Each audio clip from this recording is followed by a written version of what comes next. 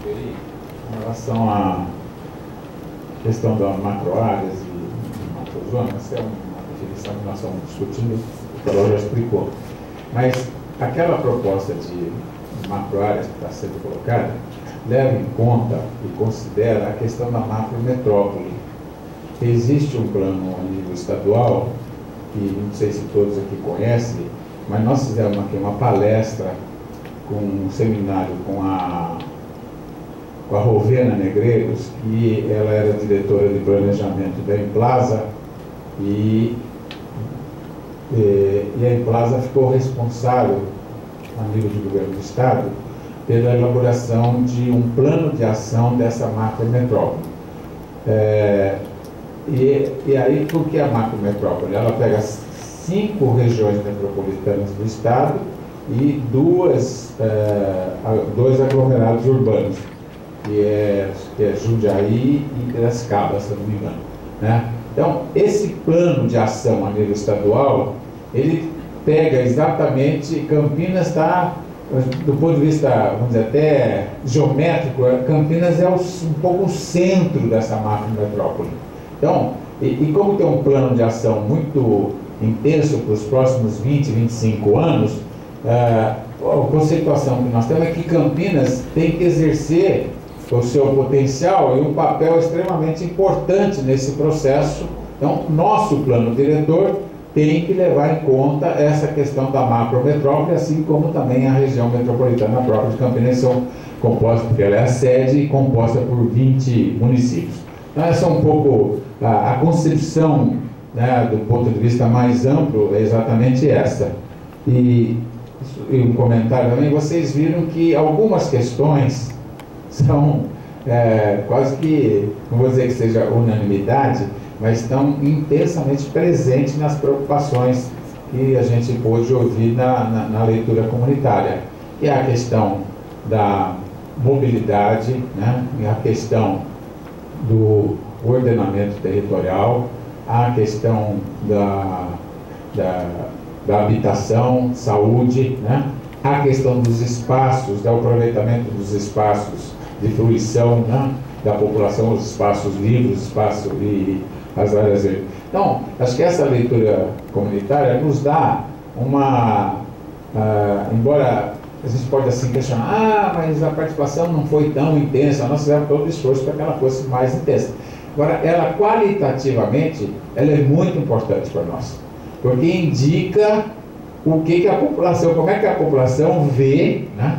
Não é uma pesquisa, obviamente, então não podemos generalizar, mas é uma indicação bastante significativa quais são as questões que preocupam de fato a população. Então você vê a questão do transporte, né, a questão dos congestionamentos, está muito presente, né? Isso, e é interessante, porque se a gente olhar as manifestações de junho de 2013, né, principalmente aquelas manifestações, quais que eram os problemas centrais?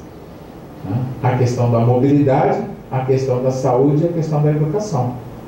Né? Então, esse é uma espécie de um insight que a população tem dos problemas que ela enfrenta no dia a dia. Então, nós temos que saber como traduzir essas preocupações em propostas que venham no curto, médio e longo prazo enfrentar essas questões fundamentalmente.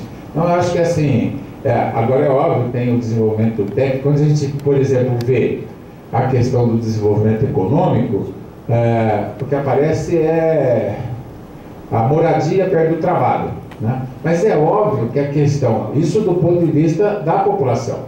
Agora, do ponto de vista técnico, do ponto de vista do planejamento urbano, né, do desenvolvimento de um município, de uma região metropolitana, a questão do desenvolvimento econômico, científico e inovação tecnológica é muito mais amplo do que isso, né? Então, os parques tecnológicos, os CEATECs, enfim, né, os institutos, as universidades que nós temos. Então, na questão técnica, todos os sistemas vão ser também desenvolvidos com muito mais amplitude, né? Então, é essa junção da leitura comunitária com a leitura técnica que vai nos dar subsídios mais seguros para a elaboração das propostas.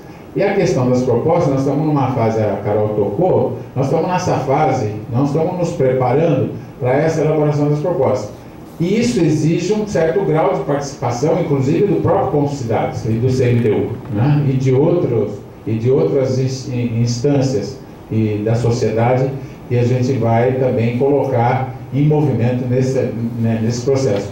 E quando nós tivermos as propostas, nós vamos voltar à ampla participação da sociedade civil no processo de exame das propostas e, obviamente, as conclusões. Então, isso tanto internamente no poder público, quanto externamente. Por isso que nós estamos agora com um calendário para que o grupo executivo, que era a proposta inicial do plano de trabalho, que é composto por algumas secretarias e o gabinete do prefeito, nós temos um calendário agora bastante efetivo para que essas discussões, tanto da luz quanto do plano diretor, sejam realizadas, né? Então, a ideia nossa é que esse processo seja um processo bastante participativo e que a gente realmente chegue, né, ao final, uma proposta do plano diretor, um plano diretor que seja inovador, que tenha tido uma participação efetiva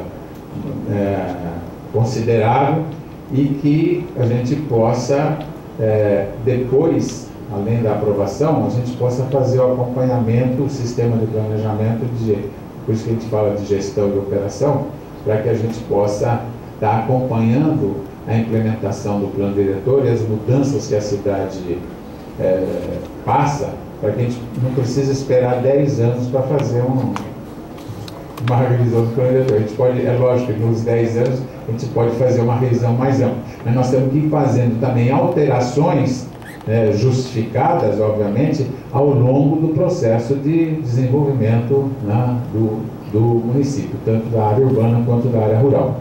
Então, acho que isso seria algumas considerações aí complementares. E aí eu quero dizer que não só as entidades da sociedade civil, né, mas o Concidades, até por lei, tem um papel importante nisso. Então, nós temos que ver como que nesse período, principalmente na hora das propostas, o Concidades e a sociedade civil têm uma participação efetiva na construção do plano diretor. E as secretarias também. Né? Bom, então vamos. Aí eu gostaria de abrir para que os conselheiros presentes pudessem solicitar algum esclarecimento, fazer uma consideração, qualquer coisa assim, uma sugestão, para que a gente possa completar esse item 3 e passar para o 4. Mário. Eu tenho uma pergunta. Sim. Eu não li ainda o material.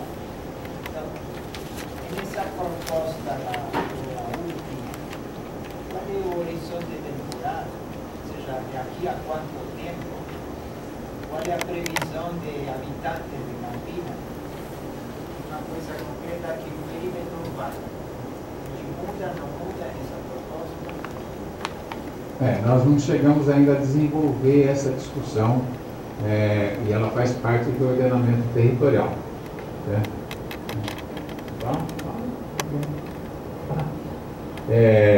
Então, essa questão do perímetro urbano, nós estamos ainda discutindo internamente, óbvio, né?